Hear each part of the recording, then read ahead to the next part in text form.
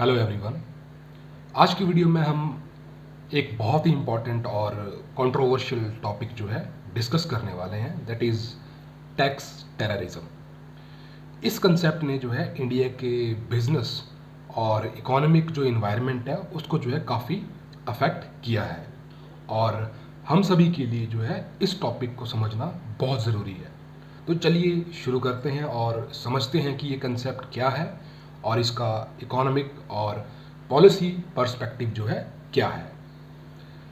तो स्टार्ट करते हैं इंट्रोडक्शन से। तो टैक्स टेररिज्म का जो ये कंसेप्ट है असल में तब उभर कर जो है सामने आया जब टैक्स पेयर्स और जो बिजनेस थे उन्होंने कहा कि जो टैक्स लॉ को जो है अननेसेसरी जो है टफ और जो है कंफ्यूजिंग बनाया जा रहा है। इसका मतलब ये है कि टैक्स अथॉरिटीज़ की तरफ से जो है एग्रेसिव एक्शन लिए जाते हैं जो टैक्स पेयर के लिए जो है मुश्किल और डर का माहौल जो है बनाते हैं। ये कंसेप्ट इंडिया में ज़्यादा पॉपुलर जब हुआ जब जो है रिट्रोस्पेक्टिव जो टैक्सेशन जैसे इश्यूज ने जो है बिजनेसेस को जो है इम्पैक्ट करना शुरू किया। तो इसका एग्जांपल था वोडाफोन का रिट्रोस्पेक्टिव टैक्सेशन केस। डिटेल में नहीं तो मैं थोड़ा एक आपको इसका आइडिया देता हूँ आगे चल के। अब बात करते हैं व्हाट इज टैक्स टेररिज्म। तो टैक्स टेररिज्म का मतलब है कि ऐसी टैक्स पॉलिसीज या एक्शंस जो है टैक्स पेयर्स को जो है डराते हैं, जैसे excessive tax demand, unclear tax rules, frequent audits वगैरह वगैरह। इस कंसेप्ट का यूज किया गया है two point out the harassment caused by tax authorities. ये टर्म जो है फाइनेंशियल सर्कल और कॉरपोरेट वर्ल्ड में जो है ज़्यादा यूज होती है जब अथॉरिटीज़ की जो एक्सेसिव टैक्स डिमांड्स और अनफेयर ट्रीटमेंट की वजह से जो है बिजनेस और इकोनॉमिक इन्वायरमेंट पे जो है नेगेटिव इम्पैक्ट पड़ता है। वोडाफोन और केर्न एनर्जी जैसे केसेस ने जो है इस इशू को जो है हाईलाइट किया। रिट्रोस्पेक्टिव टैक्स का मतलब है कि एक नया लॉ पुरानी डील्स पे जो है अप्लाई किया जाए, जिससे जो है बिजनेस को जो है अनफोर्सीन जो है टैक्स लाइबिलिटीज जो है फेस करनी पड़ती हैं।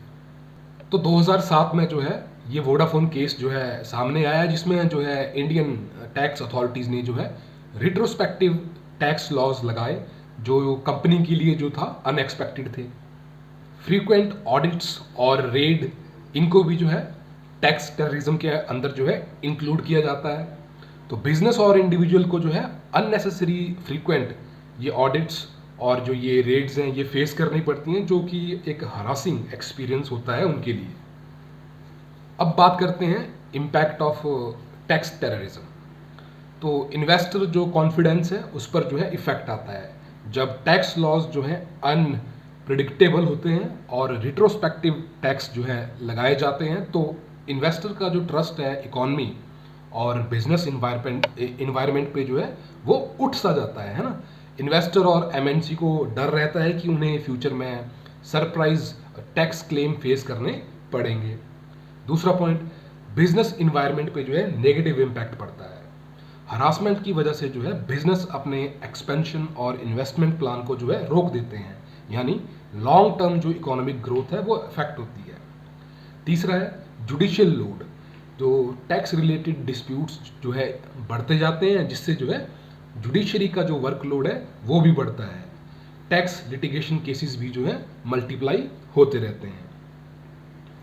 अब बात करते हैं government steps to address tax terrorism. तो पहला पॉइंट है विवाद से विश्वास स्कीम। तो टैक्स डिस्प्यूट को जो है सेटल करने के लिए जो है ये स्कीम लाई गई थी। इसके तहत जो है डिस्प्यूटेड टैक्सेस को जो है इजीली सेटल करने का मौका दिया गया था टैक्स पेयर्स को। दूसरी है फेसलेस असेसमेंट। गवर्नमेंट ने जो है फेसलेस टैक्स असेसमेंट जो है इंट्रोड्यूस किए टू रिड्यूस हरासमेंट। इसमें जो है टैक्स अथॉरिटीज़ और टैक्स पेयर के बीच में जो है डायरेक्ट इंटरेक्शन नहीं होती, जिससे जो है आर्बिट्ररी एक्शंस और बायस को जो है अवॉइड किया जा सकता है। अगला है टैक्स पेयर चार्टर। तो 2020 में इसको जो है इंट्रोड्यूस किया गया था ताकि जो टैक्स पेयर्स के जो राइट्स हैं उनको जो है सेफ गार्ड जो है किया जा सके और एक फेयर टैक्स सिस्टम जो है एंश्योर किया जा सके। इंडिया के अलावा जो है कई कंट्रीज में भी जो है टैक्स टेररिज्म का जो है इशू रेज होता है जब एग्रेसिव जो है टैक्स एनफोर्समेंट होती है। फॉर एग्जांपल डेवलपिंग इकोनॉमीज में जो है टैक्स कलेक्शन सिस्टम का अग्रेसिव होना कॉमन है, बट जो डेवलप्ड कंट्रीज हैं वहाँ पर जो क्या है प्रिडिक्टेबल और ट्रांसपेरेंट जो है टैक्स रेजीम्स हैं, उन्हीं को जो है प्रमोट किया जाता है टू अट्रैक्ट मोर इन्वेस्टमेंट्स। अब बात करते हैं कि कैसे जो टैक्स टेररिज्म है अफेक्ट करता है इकोनॉमिक ग्रोथ को। सबसे पहले है ईज ऑफ डूइंग बिजनेस। जब टैक्स लॉज अनक्लियर या एक्सेसिवली जो है हार्श होते हैं तो ease of doing business ranking भी जो है अफेक्ट होती है, तो बिजनेस हेजिटेट करते हैं न्यू प्रोजेक्ट या फॉरेन इन्वेस्टमेंट जो है डिसीजन लेने में। दूसरा है टैक्स कंप्लायंस। जब टैक्स सिस्टम अनफेयर या अग्रेसिव लगता है तो कंप्लायंस रेट जो है कम होता है, लोग या बिजनेस ट्राई करते हैं टैक्स इवेड करने या मिनिमम टैक्स पे करने की स्ट्रेटजी अपनाने का। अब बात करते हैं tax reforms to counter tax terrorism. सबसे पहले है सिंप्लीफिकेशन ऑफ टैक्स लॉस। एक मेजर सॉल्यूशन टैक्स लॉ को जो है सिंप्लीफाई करना है ताकि इंटरप्रिटेशन की जो प्रॉब्लम है वो ना आए। दूसरा है डिजिटलाइजेशन, डिजिटल रिफॉर्म जिससे जो है जीएसटी और इनकम टैक्स पोर्टल जैसे प्लेटफॉर्म जो है इंट्रोड्यूस किए गए। एम करते हैं कि टैक्स कंप्लायंस जो प्रोसेस है वो ट्रांसपेरेंट और इजी हो। तीसरा है rationalisation of tax rates. Tax rates को जो है रीजनेबल और स्टेबल रखने से जो है बिजनेस को जो है कॉन्फिडेंस मिलता है कि उन्हें टैक्स की वजह से जो है बिजनेस जो लॉसेस हैं वो फेस नहीं करने पड़ेंगे।